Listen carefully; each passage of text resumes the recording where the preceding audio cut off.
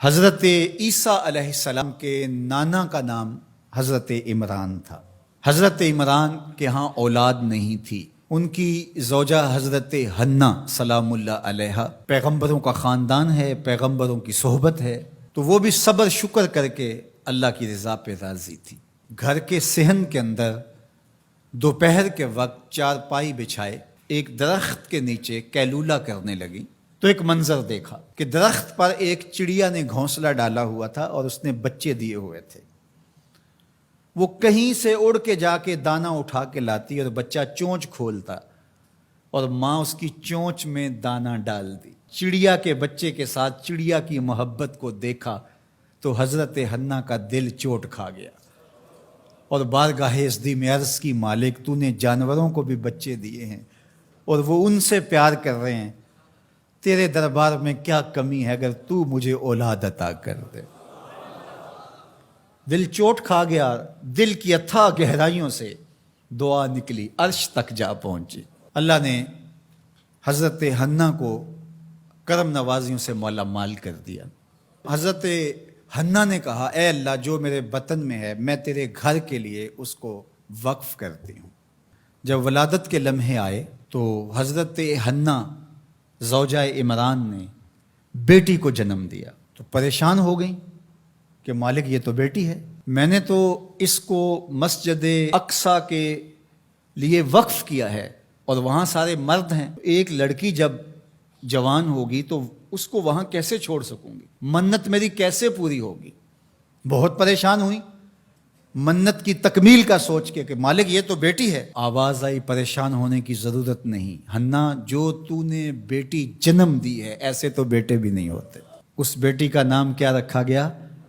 مریم سلام اللہ علیہا۔ بیٹی جوان ہو گئی تو منت یاد آئی کہ اب اس کو بیت المقدس میں ہم نے وقف کرنا ہے۔ پریشانی ہوئی کہ اب 300 حجرے ہیں جن میں مرد ہی مرد ہیں، ایک تنہا عورت کیسے وہاں رہے گی؟ تو یہ سوچا کہ کوئی بوڑھا بزرگ ہو جس کی کفالت میں ان کو دیا جائے تو وہ ان کی دیکھ بھال کرے، ضروریات کو پورا کرے۔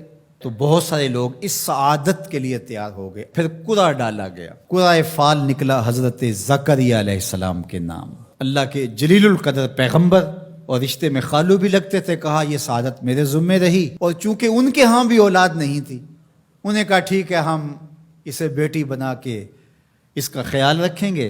حضرت زکریا علیہ السلام نے ایک حجرہ مختص کیا حضرت مریم کے لیے اور ان کی ضروریات کو پورا کرتے، کھانا دیتے۔ جب کہیں جانا ہوتا تو حجرے کو باہر سے تالا لگا کے چلے جاتے، افطار کے وقت یا رات کو گئے ہیں تو سحری کے وقت پھر آ جاتے۔ ایک دن حضرت زکریا علیہ السلام تالا لگا کے کہیں گئے کام، واپس آتے ہوئے دیر ہو گئی اور افطار کے لمحے گزر گئے، بہت پریشان ہوئے تو خیر سامان لے کے تیزی سے پہنچے اور آ کے دروازہ کھولا، وجد عندہا رزقا، تو دیکھا بے موسم پھل پڑے ہوئے ہیں۔ حیرت تو یہ تھی کہ پھل ہیں، دروازہ مقفل ہے، باہر سے کوئی اندر نہیں جا سکتا، اندر سے کوئی باہر نہیں آ سکتا، پھل کیسے آئے؟ پہلی حیرت تو یہ، پھر پھل بھی بے موسم ہے۔ قال یا مریم ان لک ھذا، اے مریم یہ کہاں سے آئے؟ قالت ھو من عند اللہ، کہا یہ میرے اللہ کی طرف سے آئے، یہ مجھے میرے رب نے دیے ہیں۔ ان اللہ یرزق من یشاء بغیر حساب، وہ جس کو چاہتا ہے بغیر حساب کے عطا کرتا ہے، اس کے لیے کوئی مشکل نہیں ہے۔ جو ماں کے پیٹ میں بچے کو رزق دیتا ہے، انڈے میں چوزے کو رزق دیتا ہے، وہ حجرہ مریم میں مریم کو رزق نہیں دے سکتا؟ اب حضرت زکریا علیہ السلام کا ذکر آپ نے سنا کہ ان کے ہاں اولاد نہیں تھی اور عمر کتنی ہو گئی تھی؟ 120 سال، اور آپ کی زوجہ کی عمر 100 سال ہوگی، تو اب تو امید بھی ختم ہو گئی اولاد کی۔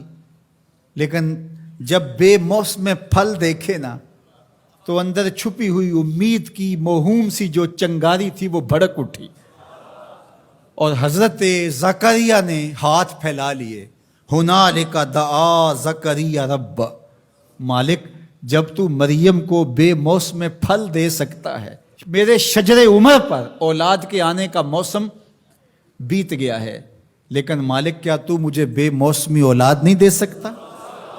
حضرت زکریہ وہیں کھڑے ہو کے دعا مانگنے لگے. معلوم ہوا جہاں رحمتیں اترتی دکھائی دیں وہاں دعا مانگی جاتی. ہم جب اللہ والوں کی قربت میں جا کے اللہ سے دعا مانگتے ہیں تو کچھ لوگ معترض ہوتے ہیں کہ اللہ تو ہر جگہ موجود ہے، یہاں کیوں مانگ رہے ہو؟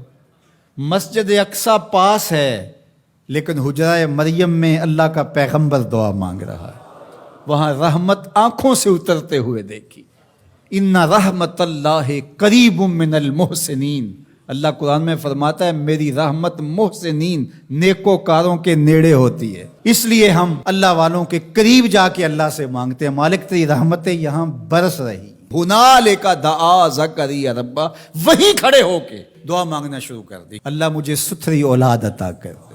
پھر کیا ہوا کہ کہا گیا یہاں دعا کیوں مانگ رہے ہو، میرے گھر میں آؤ. کہا گیا نبی ہو کے ولیہ کے حجرے میں دعا مانگ رہے ہو، تمہیں کچھ نہیں دیا جائے گا. نہیں، سنو قرآن سنو. فنادتہ الملائکہ، فرشتے آ کے پکار کرنے لگے.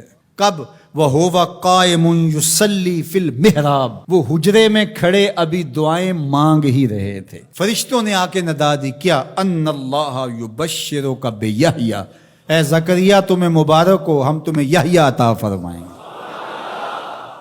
اولاد مانگی ہے تو یحییٰ ملے گا، لیکن اکیلی اولاد نہیں مانگی، ذریۃً طیبہ، ستھری اولاد مانگی ہے، پاک اولاد مانگی ہے. تو مصدقاً بکلمۃ من اللہ وسیداً وحصوراً ونبیًّا من الصالحین، جو بیٹا دینے والے ہیں وہ کلمت اللہ کی تصدیق کرنے والا ہوگا، سردار ہوگا، عورتوں سے الگ رہنے والا ہوگا اور پیغمبر ہوگا، صالحین سے نبی ہوگا، یہ شانوں کا مالک ہوگا. فوراً دعا قبول ہو گئی. یہ ہے کرامت سیدہ مریم کے حجرے میں بے موسم پھلوں کا ملنا اور وہاں دعاؤں کا قبول ہونا.